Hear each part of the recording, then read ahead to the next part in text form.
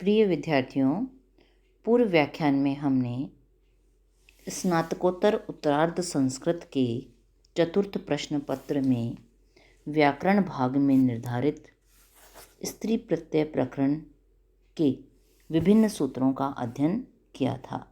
उसी क्रम में आगे बढ़ते हुए आज हम अगले वार्तिक नए स्नायिकक से अपना अध्ययन प्रारंभ करते हैं। देखिए, महत्वपूर्ण वार्तिक है ये। नए स्नायिकक क्यों तरुण तरुणा नाम उपसंख्यानम। क्या कहता है ये? तोड़िए इसको। नय प्रत्ययांत, स्नय प्रत्ययांत, ईकक प्रत्ययांत, क्युन प्रत्ययांत, तरुण और तलुन शब्दों से परे स्त्रीलिंग की विवक्षा में गीप प्रत्यय होता है। क्या क्या चीज़ें हो गई? नए प्रत्यांत शब्द हों, स्नय प्रत्यांत शब्द हों, ईकक प्रत्यांत शब्द हों, क्युन प्रत्यांत शब्द हों और तरुण तथा तलुन इन शब्दों से परे स्त्रीलिंग की विवक्षा में गीप प्रत्यय होता है। उदाहरण देखिए आप। नए प्रत्यांत का उदाहरण है स्त्रैणी। स्त्रैण आपने तद्धित प्रत्यय प्रकरण में बनाया था। कैसे बनाया था? स्त्रैण शब्द स्त्री प्लस नए प्रत्यय लगा था, तद्धित प्रत्यय, तो बना था आपका स्त्रैण। तो हम स्त्रैण शुरू करते हैं। स्त्रैण क्या है? आपका नए प्रत्यांत शब्द है। उससे परे आपने गीप प्रत्यय लाया इस वार्तिक से। नए स्नायिकक वार्तिक से नय प्रत्यांत शब्द स्त्रैण से परे स्त्रीलिंग की विवक्षा में गीप प्रत्यय प्राप्त हुआ। गीप में से आपका ई शेष रहा। अगली पंक्ति में सामने अनुबंध लोप लिखिए या फिर लशक तद्धित सूत्र से प्रत्यय के आदि में स्थित गकार की संज्ञा, हलंत्यम सूत्र से अंतिम पकार की संज्ञा और तस्य लोप से आपने दोनों का ही लोप कर दिया। अब अगली पंक्ति में स्त्रैण में जो अंतिम अ है इसका लोप कर दीजिए, तो स्त्रैण हलंत रह गया आपका, प्लस ई प्रत्यय है ये आपका बचा हुआ। तो किससे किया आपने अंतिम अ का लोप? यचि भम सूत्र से अजादि प्रत्यय ई परे होने के कारण पूर्व शब्द समुदाय स्त्रैण की भ संज्ञा होगी और यस्यति च सूत्र से भ संज्ञक स्त्रैण के अंत्य अकार का लोप हो जाएगा। स्त्रैण हलंत में ई मिला दीजिए आपका, तो बन गया स्त्रैणी। पुनः ऐसा कैसा लिखकर? स्त्रीलिंग प्रथमा एकवचन में यह रूप सिद्ध होता है। स्पष्ट है? अब अगले उदाहरण पर आइए। स्नय प्रत्यांत का उदाहरण है आपका पौंसनी।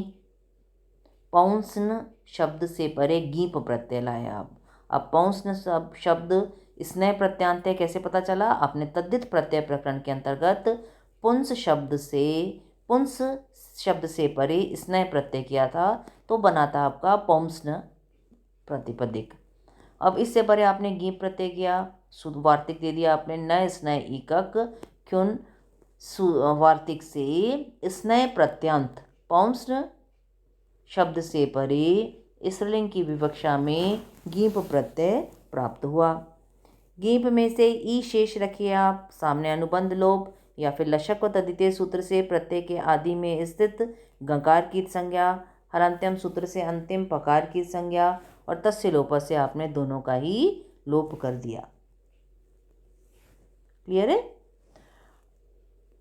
अब पौंसन हलंत करिए इसको, अंतिम अ का लोप कर दीजिए, प्लस ई प्रत्यय है ये आपका। सूत्र वही है आपके। यचि भम सूत्र से आजादी प्रत्यय ई परे होने के कारण पूर्व शब्द समुदाय पौंसन की भ संज्ञा होगी और यस्यति च सूत्र से भ संज्ञा पौंसन के अंत्य आकार का लोप हो जाएगा। पौंसन हलंत में ई मिला दीजिए, पौंसनी। पुनः ऐसा कैसा लिखकर? स्त्रीलिंग प्रथमा एकवचन में यह रूप सिद्ध होता है।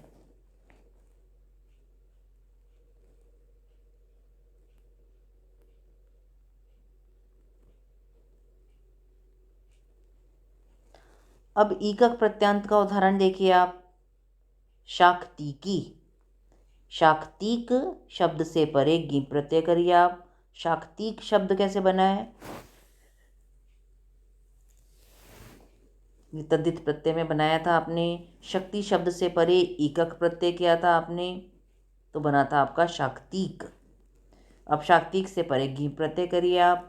न स्नायी का ख्यून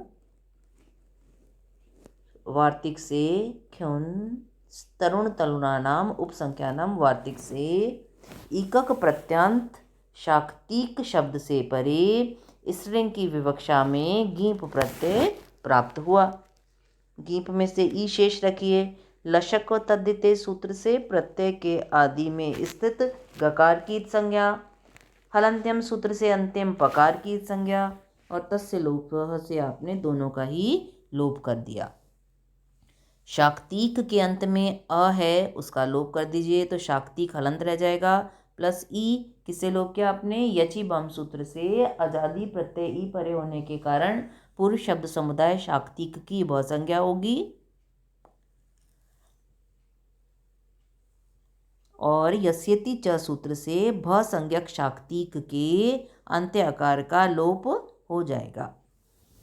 शाक्तिक हलंत है, उसमें ई मिला दीजिए शाक्तिकी। अगली पंक्ति में पुनः ऐसा कैसा लिखकर शाक्तिकी और उसके सामने लिख दीजिए स्त्रीलिंग प्रथमा एकवचन में यह पद सिद्ध होता है। एक का उदाहरण हो गया आपका। अब तरुण और तरुण शब्द से परे करेंगे तो कैसे बनेगा? तरुण से परे करेंगे तो तरुणी। तरुण प्लस गीप प्रत्यय किया आपने। न स्नैहिकक क्युंस तरुण तरुणानाम उपसंख्यानम वार्तिक से तरुण शब्द से परे स्त्रीलिंग की विवक्षा में गीप प्रत्यय प्राप्त हुआ। गीप में से ई बचा आपका। लशक व तद्धिते सूत्र से प्रत्यय के आदि में स्थित गकार की संज्ञा, हलंत्यम सूत्र से अंतिम पकार की संज्ञा और तस्य लोपः से आपने दोनों का ही लोप कर दिया, तो ई बचा आपका। अब तरुण की अगली पंक्ति में तरुण के अंत में जो अ है इसका लोप कर दीजिए तो तरुण हलंत हो गया आपका। प्लस ई सामने सूत्र दिया आपने। यची भम सूत्र से आजादी प्रत्यय ई परे होने के कारण पूर्व शब्द समुदाय तरुण की भ संज्ञा होगी और यस्यति च सूत्र से भ संज्ञक तरुण के अंत्य आकार का लोप हो जाएगा। अब तरुण हलंत रह गया, उसमें ई मिला दीजिए अगली पंक्ति में तो बन गया तरुणी। पुनः ऐसा कैसा लिखकर? स्त्रीलिंग प्रथमा एकवचन में यह पद सिद्ध होता है। अगला उदाहरण है इसका तलुनी। तलुन शब्द से परे आपने गीप प्रत्यय किया, वार्तिक वही दिया आपने।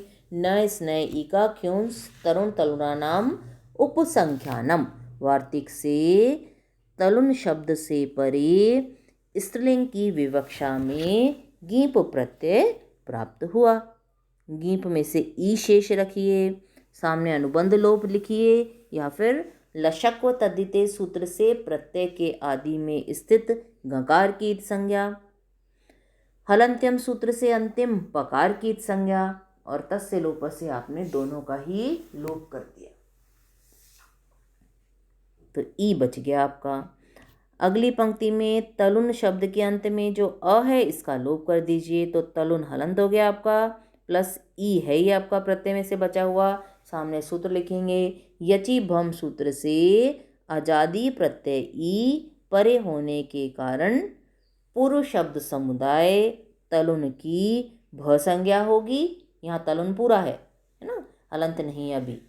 और यस्यति च सूत्र से भ संज्ञक तलुन के अंत्य आकार का लोप हो जाएगा। अब तलुन हलंत हो गया आपका। तलुन हलंत है, इसमें ई मिला दीजिए, तलुनी बन गया। इसके सामने कोई सूत्र नहीं देना आपको क्योंकि कोई नया काम नहीं करे, आप केवल मिला रहे हैं। अगली पंक्ति में पुनः तलुनी लिख दीजिए और उसके सामने लिखिए स्त्रीलिंग प्रथमा एकवचन में यह पद सिद्ध होता है, तो बन गया आपका तलुनी। यह आपका वार्तिक था जो हमने आज पढ़ा। न स्नैहिकक क्युंस तरुण तरुणानाम उपसंख्यानम वार्तिक से आपने गीप प्रत्यय किया है और ये सारे शब्द बनाए हैं। इन्हें कंठस्थ करिएगा और जो आपको होम असाइनमेंट दिया जा रहा है उसे आप करिएगा। कोई समस्या हो तो आप पूछ सकते हैं। आपका स्वागत है।